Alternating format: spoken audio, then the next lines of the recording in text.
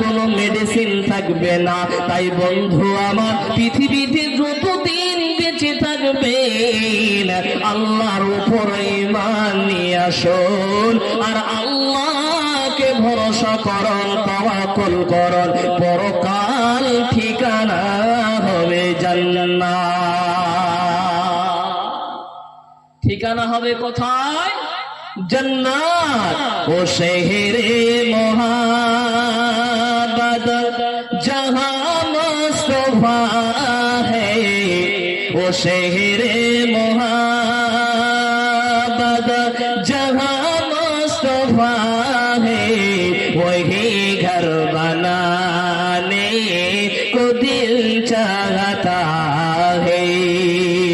वो शहरे मोहब्बत जहाँ मुस्तफा है, वही घर बनाने को दिल चाहता है। वो सोने से कंकर, वो चांदी से माटी, वो सोने से कंकर, वो चांदी से माटी, नजर में बसाने को दिल चाहता है। नजर में बसाने को दिल चाहता है। सितारे से चांद कहता है हर दम, सितारे से चांद कहता है हर दम, तुम्हें क्या बताएं वो टुकड़े का आलम। नारे तकबीर।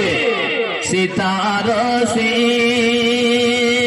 चांद कहता है हर दम, नजर में बसाने तो दिल चाहता है।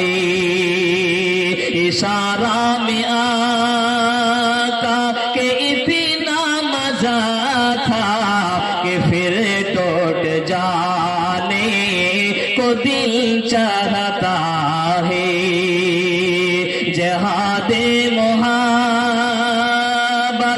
की आवाज गूंजे, कहाँ हंज़ला ने दुल्हन से अपने। जहादे मोहब्बत की आवाज गूंजे, कहाँ हंज़ला ने दुल्हन से अपने। वो शहरे मोहब्बत जहाँ मुस्तफा है, वही घर बनाने को दिल चाहता है। वही घर बनाने को दिल चाहता है। তো বাবজান বলছিলাম, পৃথিবীর বুকে যতদিন বেঁচে থাকবেন আল্লাহর উপর তাওয়াক্কুল করবেন, আল্লাহর উপর ভরসা করবেন, তাহলে আপনি আমি প্রকৃত কামিয়াব হতে পারবো। আল্লাহর উপর ঈমান আনতে হবে, আল্লাহর ইবাদত করতে হবে, আর আল্লাহর উপর ভরসা করতে হবে, তাহলে আপনি আমি কামিয়াব হতে পারবো। চলুন বাবজান, নবীরা আল্লাহর উপর কত ভরসাশীল ছিল, তারা আল্লাহর উপর কত ভরসা করতেন। বাবজান বলবো না ছেড়ে দিব? বলেন, বলবো?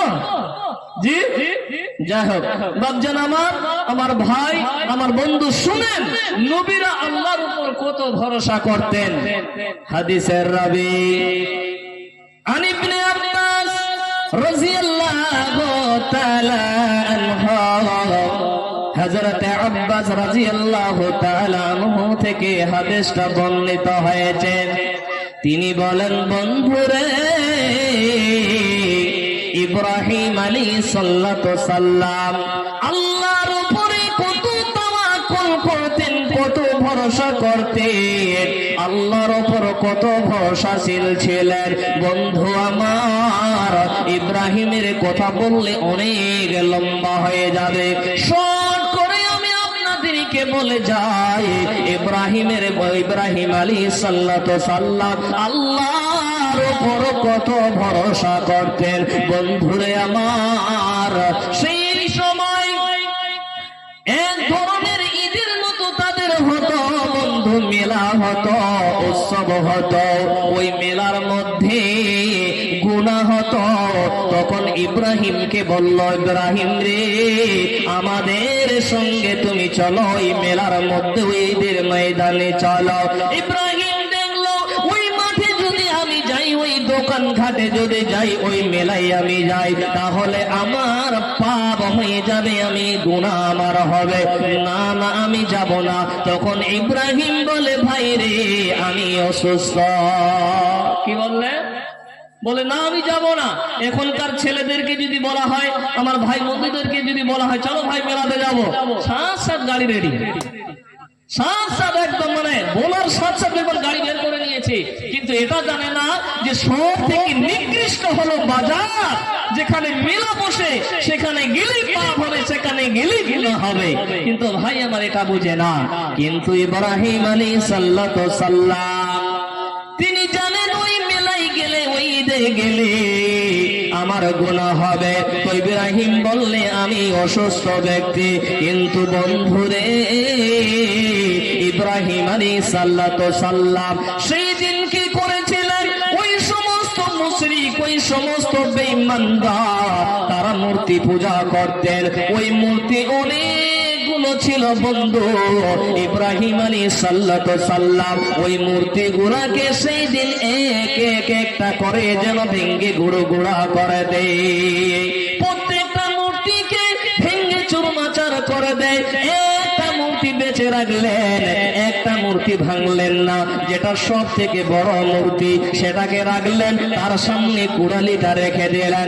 ওই সমস্ত মানুষরা, ওই সমস্ত বেঈমান কাফেররা তারা মূর্তি পূজা করত, তারা আল্লাহকে মানত না, আল্লাহকে বিশ্বাস করত না। তখন তারা এসে দেখলেন যেন মূর্তিগুলো ভেঙ্গে চুরমাচার হয়ে গেছে। তারা আসলেন, আসার পরে দেখছেন সমস্ত মূর্তিগুলো যেন ভেঙ্গে চুরমাচার হয়ে পড়ে আছে। ইব্রাহিমকে ডাকা হলো, ইব্রাহিম কোথায়? ইব্রাহিমকে ডাকো। এই সমস্ত কাজ করলো কে? তখন ইব্রাহিম আলাইহিস সালামকে ডাকা হলো। বাপজান ইব্রাহিম আলাইহিস সালাম যখন তাকে ডাকলেন, তাকে জিজ্ঞাসা করা হলো, হে ইব্রাহিম, বলো বলো, এই সমস্ত মূর্তিগুলোকে কে ভাঙলো, কে গুঁড়ো করেছে? তখন ইব্রাহিম আলাইহিস সালাম বলেছেন, এই বড়টা করেছে। বলছেন না যে আমি করেছি, উনি বলছেন কি এই বড়টা করেছে, তাকে গিয়ে জিজ্ঞাসা করেন। তখন ওই সমস্ত মুশরিক, ওই সমস্ত বেঈমানরা বলছে যে এরা কি কথা বলতে পারে?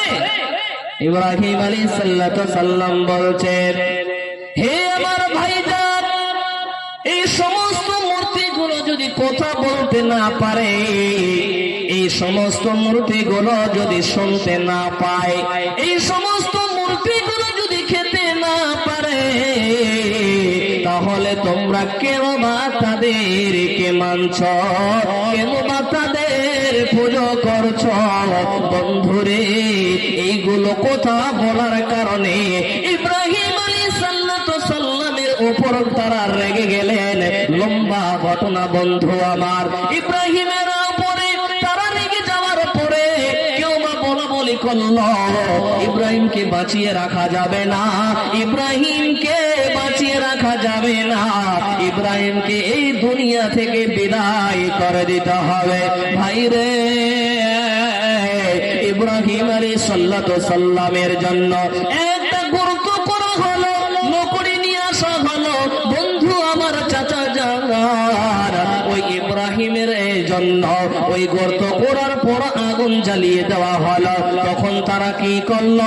ওই ইব্রাহিমকে ওই গর্তের মধ্যে ফেলিয়ে দেওয়া হলো।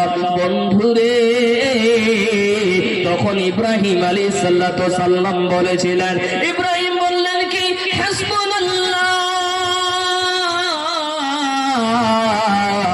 হাসবুনাল্লাহ হাসবুনাল্লাহি ওয়া নি'মাল ওয়াকিল। আল্লাহ আমার জন্য যথেষ্ট, আমি আল্লাহর উপর ভরসা করি রে, আল্লাহ আমার জন্য যথেষ্ট। ইব্রাহিমকে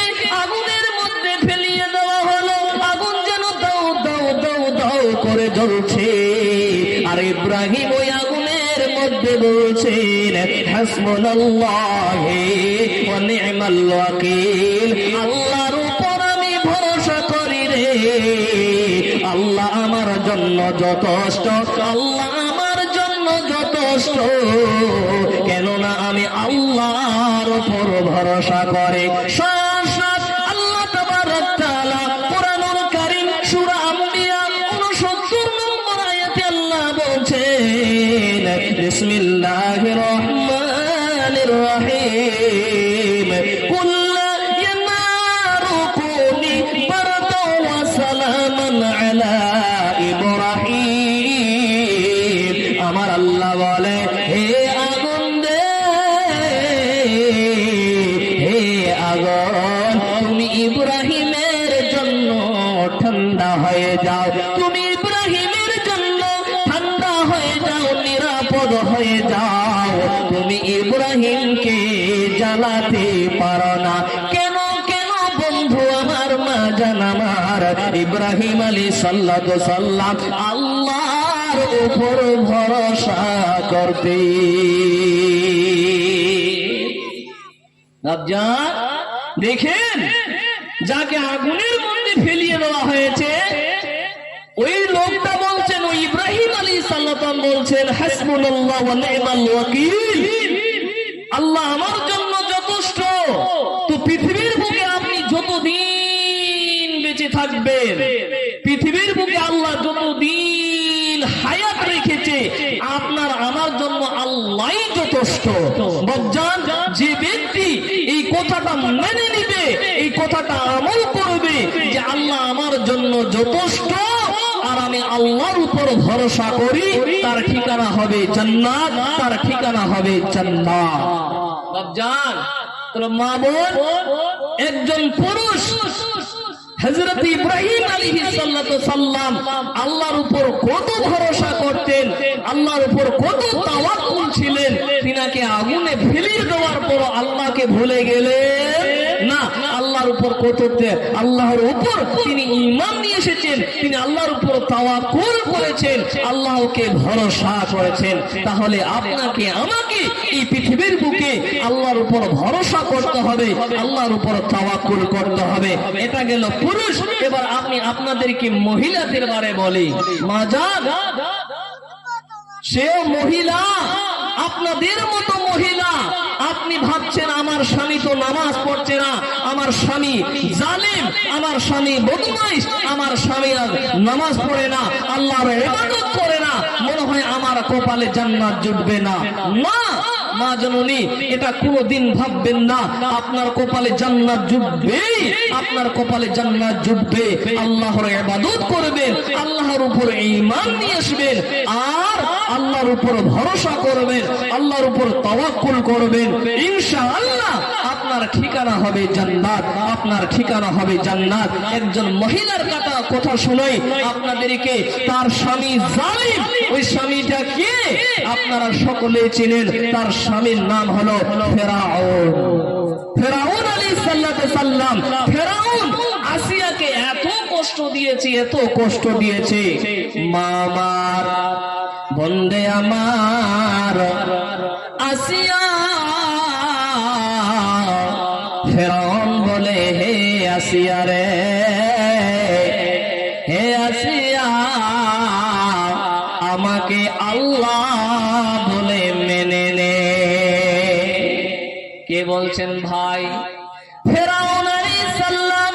ফেরাউন তার বিবিকে বলছে, আসিয়াকে বলছে, আসিয়া রে তুমি আমাকে আল্লাহ বলে মেনে নাও, তুমি খোদা বলে মেনে নাও। তখন আসিয়া বলে না না না, আমি আল্লাহ বলে মেনে নেব না। কেন না? আমার আল্লাহ একজন।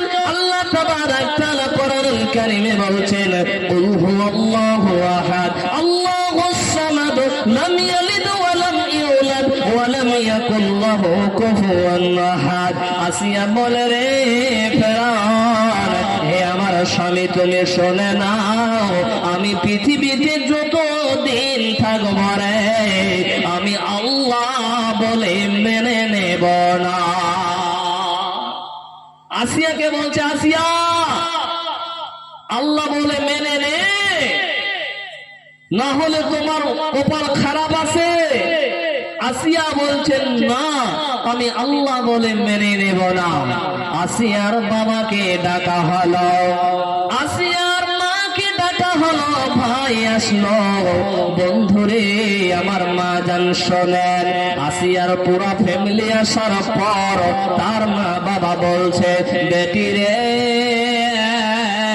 তুমি ফেরাউনকে আল্লাহ বলে মেনে নাও, তুমি আল্লাহ বলে মেনে নাও।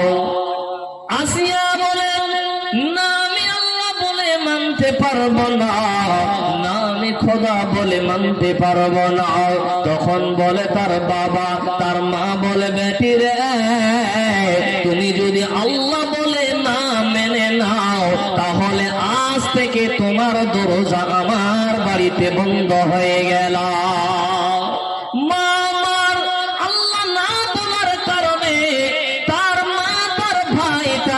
বলল, বেটিরে, আল্লাহ বলে যদি ফেরাউনকে না মেনে নাও, তাহলে আজ থেকে তোমার দরজা আমার বাড়িতে বন্ধ হয়ে গেল। এবার ফেরাউন বলে, এরে আসিয়া, তোমার বাবার দরজা বন্ধ হয়ে গেল, আমার বাড়িতে তুই খাবে, আমি তোমাকে পড়াবো, আমি তোমাকে খাওয়াবো রে, আর তুমি গুণ গাইবে আল্লাহর, অনুগত্য করবে রাসূলের, এটা হতে পারে না।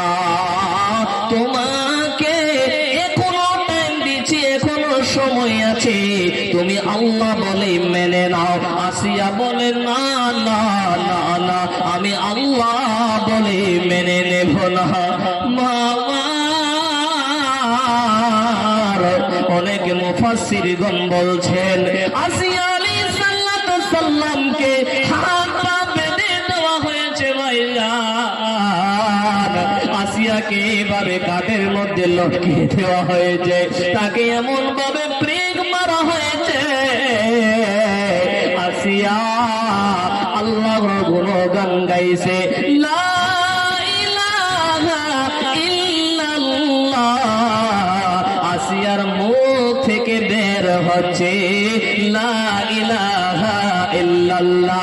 শুধু তাই নয় মা, অনেক মুফাসসিরগণ বলছেন, আসিয়াকে যেন জমিনের উপরে শুইয়ে দেওয়া হয়েছে, আসিয়ার জমিনের উপরে যেন কাটা দিয়েছে, যেন অনেকগুলো কাজ দিয়েছে।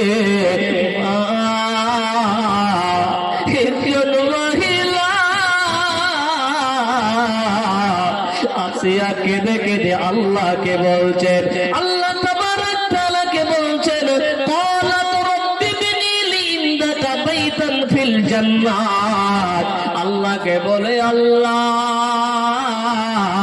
আমার বাবার দরজা বন্ধ হয়ে গেল, আমার স্বামীর দরজা বন্ধ হয়ে গেছে। ক্বালাত রাব্বি ইবনি লি ইনদাকা বাইতান ফিল জান্নাত। আল্লাহ, আপনি আমার জন্য জান্নাতের ঘর নির্মাণ করার। বন্ধুরা আমার, ওই আসিয়া আলাইহিস সালামকে বলছেন, আসিয়া বলছে, ওয়ানাজ্জিনি মিন ফিরআউনা ওয়া আমালিহি। আসিয়া কেঁদে কেঁদে কেঁদে বলছে, আল্লাহ, তুমি আমাকে ফেরাউনের হাত থেকে তুমি বাঁচাও, আল্লাহ, তুমি আমাকে বাঁচাও, বাঁচাও, বাঁচাও, আল্লাহ, তুমি আমাকে ফেরাউনের হাত থেকে বাঁচাও। শুধু তাই নয়, ওয়ানাজ্জিনি মিনাল কওমিজ জালিমিন। কেঁদে কেঁদে বলছেন, আল্লাহ, তুমি জালিমদের কাছ থেকে আল্লাহ তুমি আমাকে হেফাজত করো, আমাকে জালিমের কাছ থেকে তুমি আমাকে বাঁচাও। মাজার একজন মহিলা, তিনি আল্লাহর উপর কত ভরসা করতেন, কত তাওয়াক্কুল করতেন।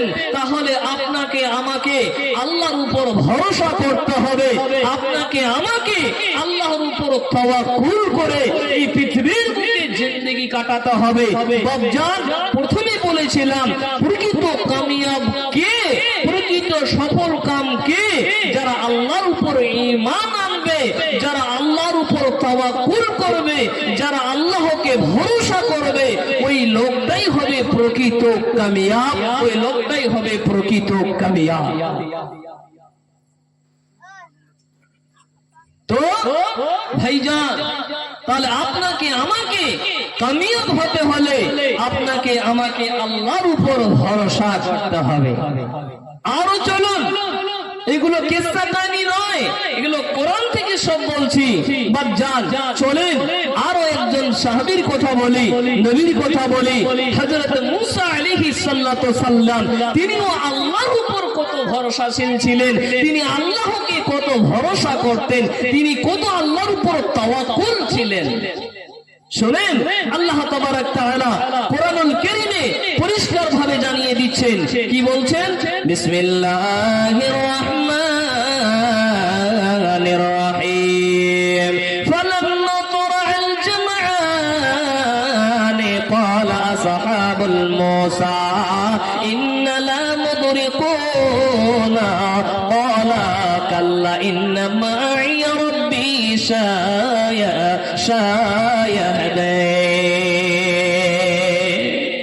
মুসা আলাইহিস সালামে যখন ফিরআউনের সঙ্গী সাথীরা মুসাকে ঘেরাও করলেন, বন্ধুরে আমার, মুসাকে চারিদিক থেকে ঘেরাও করেছেন।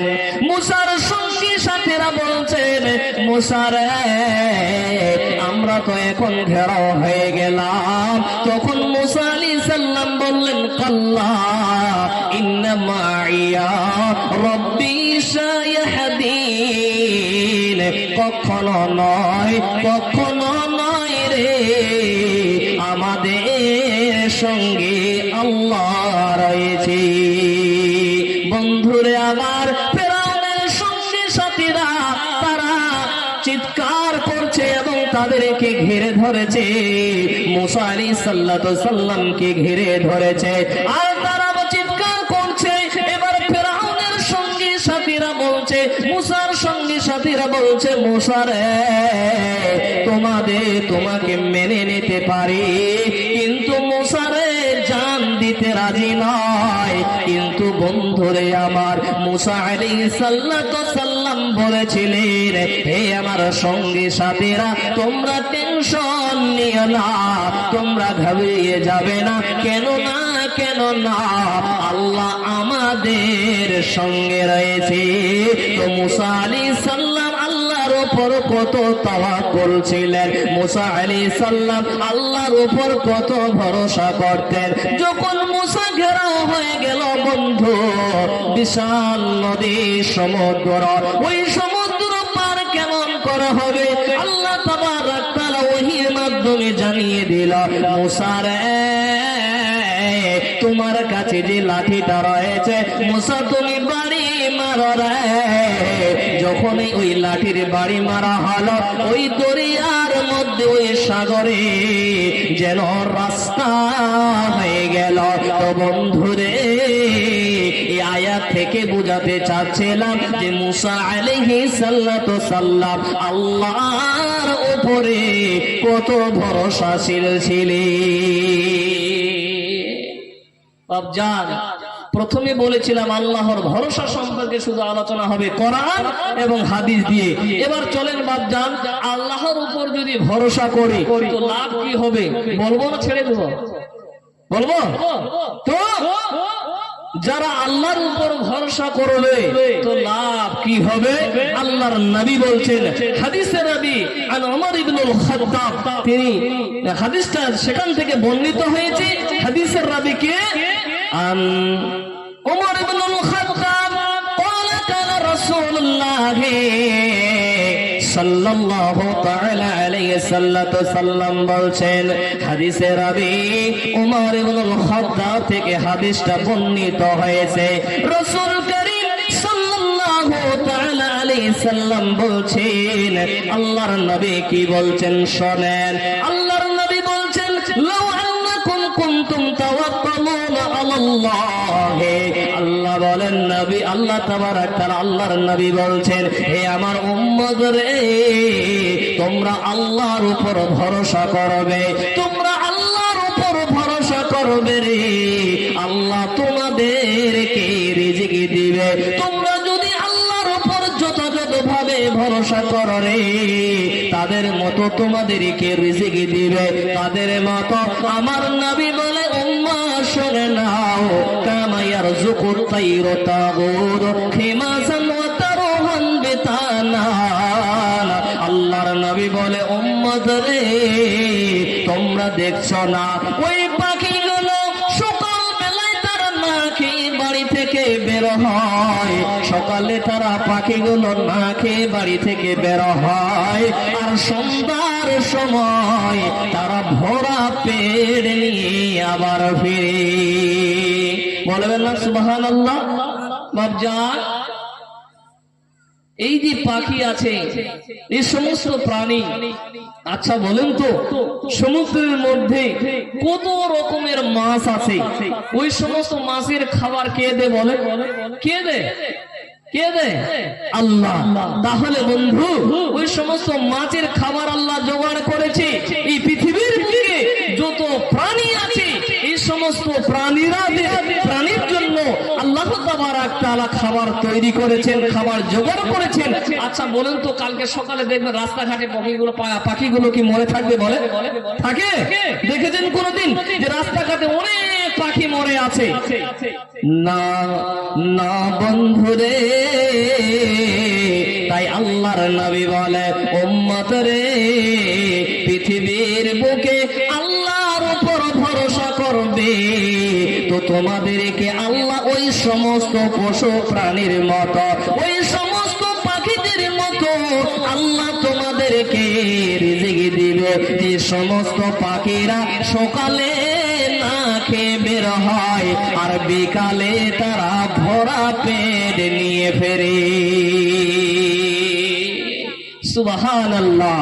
ওগো আল্লাহ রহমান, আমি গাহি যে তোমার গান।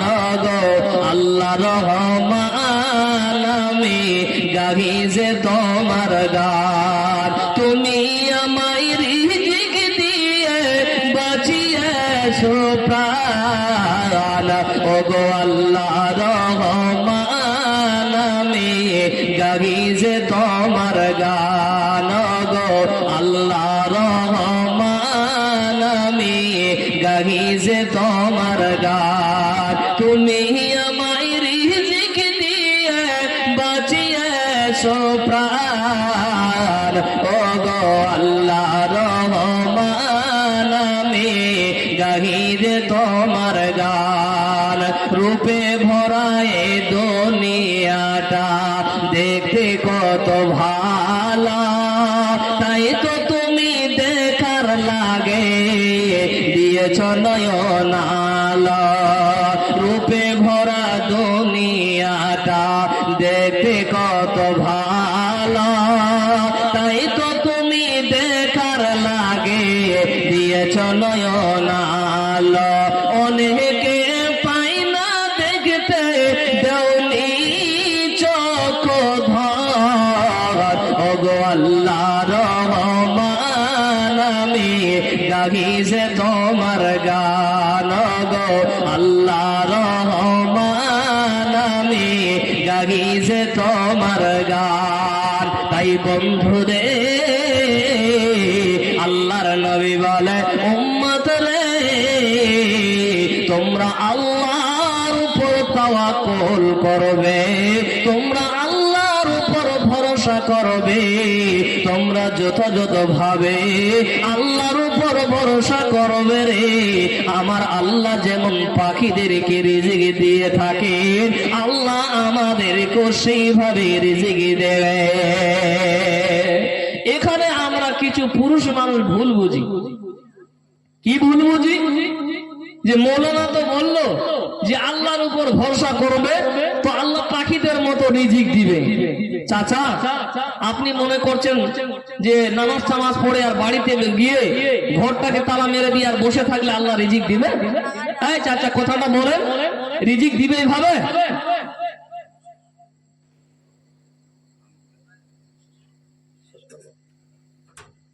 তো আমরা এটা ভুল ধারণা আমাদের, যে আমরা ভাবি যে আল্লাহর উপর ভরসা করে বাড়িতে বসে থাকবো কেন? যে মৌলানা বলেছে যে আল্লাহর উপর ভরসা করবে, যথাযথ ভাবে আল্লাহর উপর ভরসা করবে, তাওয়াক্কুল করবে, তো আল্লাহ তোমাকে ওই সমস্ত পাখি, ওই সমস্ত প্রাণীর মতো তোমাকে রিজিক দিবে। কিন্তু বন্ধুরে, এই ধারণাটা আমাদের ভুল। আমাদেরকে আল্লাহ তাআলা বলছেন ফাইজা কুজিয়াতিস সালাত ফান্তাশিরু ফিল আরজি। আমার আল্লাহ বলে বান্দারে, হে আমার গোলাম, তোমরা শুনে নাও, শুনে নাও, তোমরা সালাত আদায় করো, তোমরা নামাজ পড়ো রে, তোমরা আল্লাহর ইবাদত করো। ফান্তাশিরু ফিল আরজি, তারপরে তোমরা জমিনে বের হয়ে যাও। তুমি এটা মনে করো না আমি আল্লাহর উপর ভরসা করে বাড়িতে বসে থাকবো, না না না। কেন না বন্ধুরে, হে আমার চাচা যান, আল্লাহ তাবারক তাআলা আপনাকে আমাকে নারীদের নেতা বানিয়েছেন। আল্লাহ বলেন বান্দারে শুনে নাও, শুনে নাও, আর রিজালু কাওয়ামুনা আলান নিসা। আমি নারীদের জন্য পুরুষদেরকে নেতা বানিয়েছি। এরে পুরুষের দল, তোমরা ইনকাম করবে রে, আর বিবি বাল বাচ্চার পিছনে খরচা করবে। আল্লাহর উপর ভরসা করে বাড়িতে বসে থাকলে হবে না, আপনাকে ইনকাম করতে হবে। আর রিজালু কাওয়ামুনা আলান নিসা, আল্লাহ তাবারক তাআলা নারীদের নেতা বানিয়েছে পুরুষদেরকে।